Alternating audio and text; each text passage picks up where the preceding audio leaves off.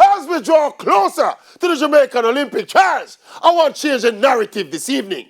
We all thought that because of the uncertainty and the inactivity and the lack of competition due to the pandemic, the standard of the performances by the Jamaican athletes would be below par. But when we look at what is happening on the women's side of Jamaican sprinting, that 100 and indeed the 200 at the trials will be worth going miles to see. We're talking about the defending double Olympic sprint champion, Elaine Thompson-Herah, the two-time Olympic 100 meters champion, Shelly-Ann Fraser-Pryce, the national junior record holder, Brianna Williams.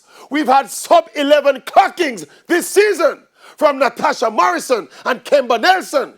In the wings, there is Janelle Smith, Natalia White, Kevona Davis, Ashanti Moore, and more. And we can't rule out the veteran VCB. Now that 100 and 200 will not be normal. Yes.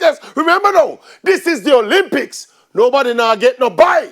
People have to run for them supper. And obviously, based on the numbers, some quality female sprinters will not make the Jamaican Olympic team. But don't worry, the Maverick have a solution. Yes.